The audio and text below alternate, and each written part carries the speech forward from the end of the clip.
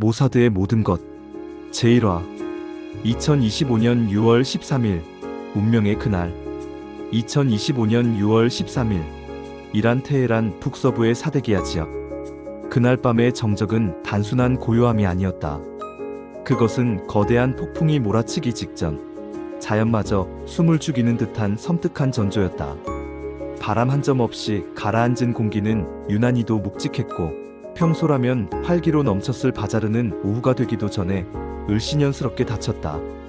거리의 자동차들은 마치 약속이나 한 듯 자취를 감췄고 골목 어귀의 신호등은 한참을 깜빡이다 결국 고개를 떨궜다.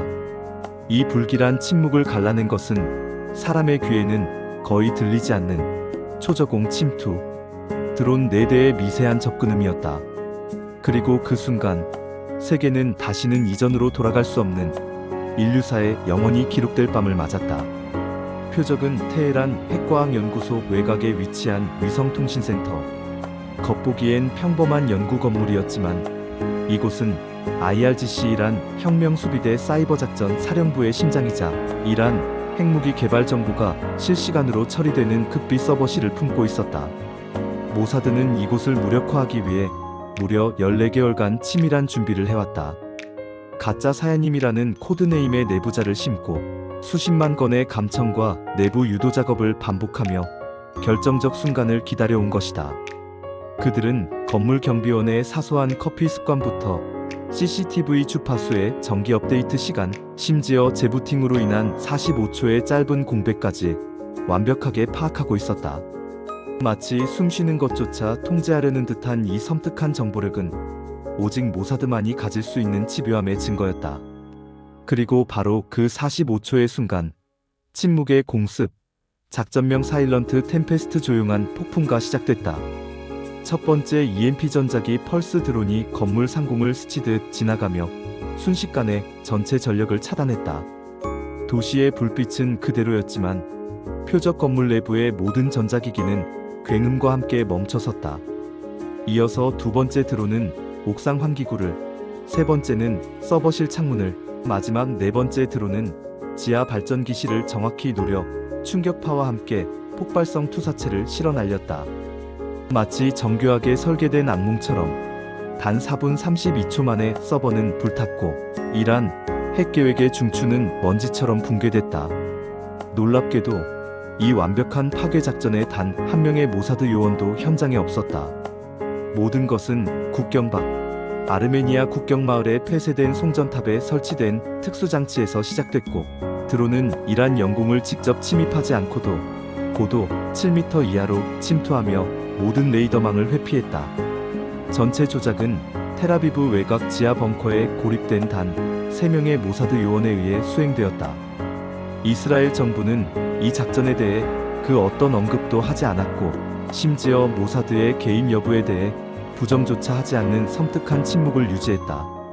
이것은 무관심이 아니라 자신감이었고 말이 아닌 부재로 진실을 말하는 모사드 특유의 방식이었다. 이 작전은 전 세계 언론으로부터 연기 없는 살인 예술, 침묵의 암살자라는 별명을 얻으며 전율을 안겼다. 그러나 그것은 단지 시작에 불과했다. 바로 다음 날 사일런트 템페스트의 여운이 채 가시기도 전에 이스라엘은 이란 전역의 10여 개 핵심 거점을 동시에 공격하는 상상조차 할 수 없었던 일어서는 사자 아퍼레이션 라이징 라이언 작전을 개시했다. 나탄즈, 포르도, 이스파한의 핵시설은 물론 케르만샤와 타브리즈의 미사일 기지, 그리고 테헤란 근교의 IRGC 본부까지 200대 이상의 F-35I 스텔스 전투기가 투입되어 이란의 방공망을 단 한 번의 교란으로 완전히 마비시키고 수많은 고위 간부들을 제거했다. 하늘에서 쏟아지는 불벼락은 이란의 심장을 그대로 관통했고 이란은 군 최고지휘관과 핵과학자들이 사망했다는 공식 발표를 내놓을 수밖에 없었다. 이틀에 걸친 이 작전은 이라크 전쟁 이후 최대 규모의 공습으로 기록되며 중동의 지형도를 영원히 바꿔놓았다. 국제사회는 충격과 경악에 빠졌다.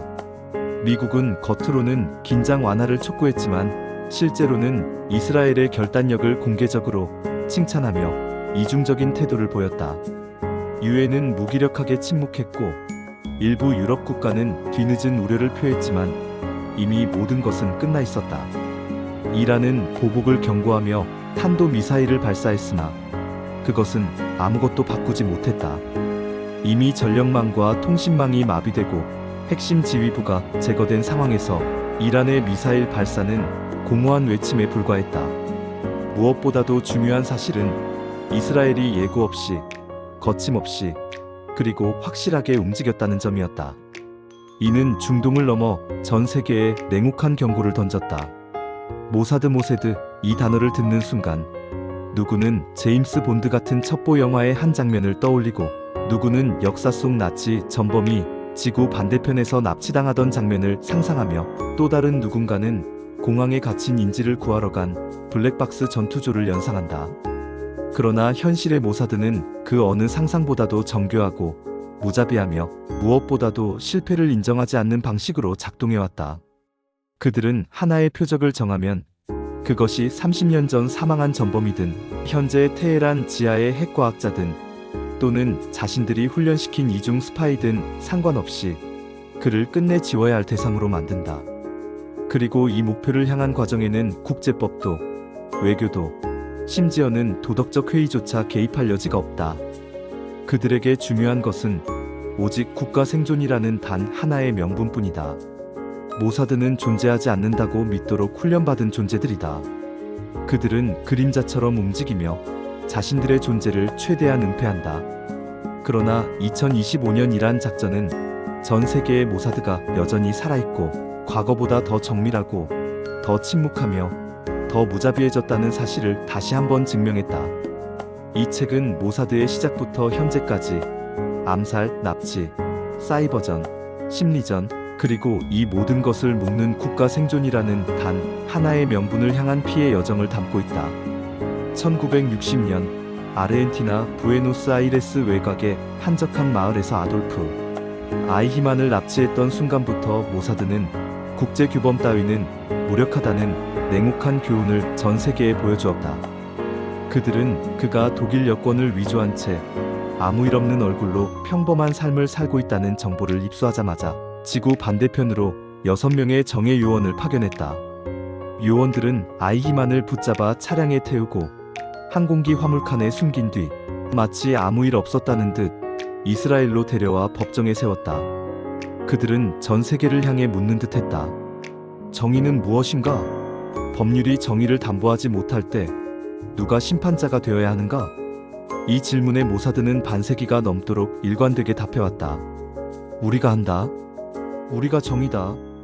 바로 이 냉혹한 믿음이 모사드를 단순한 정보기관이 아니라 하나의 정신, 하나의 국가적 전사 집단으로 만들었다. 국가의 생존을 위협받았던 1948년의 건국 이후 이스라엘은 사방에 깔린 적의 숫자보다 방어선이 먼저 닳아 없어지는 참혹한 현실을 견뎌야 했고 그 결과 먼저 죽이거나 먼저 숨는다는 처절한 생존 본능이 조직 DNA에 깊이 새겨졌다.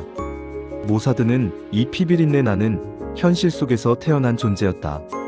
그들은 이중 스파이에게 독극물을 주사하면서도 눈 하나 깜빡하지 않는 침착함을 보였고 목표물이 해외 언론인이든 심지어 친이스라엘 성향의 외국 정치인이든 필요하다면 단호하게 제거를 택했다. 그들의 무자비함은 국경도 국적도 가리지 않았다. 심지어 우방국인 미국의 CIA조차 어떤 경우에는 모사드를 신뢰할 수 없는 협력자라 불렀다. 1980년대 프랑스 파리에서 모사드는 CIA보다 먼저 정보를 입수해 그들이 계획하던 작전을 미리 무력화시켰고 협력보다는 독점을 택했다. 그들에게 협력은 언제나 선택사항이며 목표는 반드시 달성되어야 할 절대 명령일 뿐이다. 이 책은 모사드의 탄생에서부터 2025년 이란 작전까지 전 세계 어디에서든 누구든 목표가 될 수 있다는 사실을 여실히 보여주는 피로 얼룩진 기록이다. 암살, 납치, 전쟁, 위장, 전복 공작, 사이버전, 심리전까지 모사드는 언제나 한 발 앞서 있었고 그 누구보다 멀리 내다보았으며 무엇보다도 자기들이 물러설 수 없는 이유를 스스로 증명해왔다. 그들의 작전 하나하나는 단순한 첩보 활동이 아니라 한 국가의 생존을 위한 처절한 몸부림이자 동시에 냉혹한 지배력을 과시하는 신호탄이었다. 지금 당신이 읽게 될 이 기록은 단순한 역사나 전기가 아니다. 이건 세계 최강의 비밀 조직이 그림자 속에서 세계를 어떻게 움직였는지에 대한 충격적인 실화다. 이스라엘의 적이었던 수천 명이 이유도 모른 채 흔적도 없이 사라졌고, 한때 친구였던 수십 명은 갑작스레 등을 돌렸다. 그리고 모사드는 오늘도 아무 일 없던 것처럼 전 세계 어딘가에서 다음 목표를 정하고 있다. 누가 다음 표적이 될지, 어디에서 그들의 칼날이 번뜩일지는 아무도 모른다. 단 한 가지 확실한 건 모사드는 당신이 그들의 존재를 알기 전에 이미 움직이고 있다는 것. 그리고 그들이 움직이면 반드시 누군가는 사라진다는 것.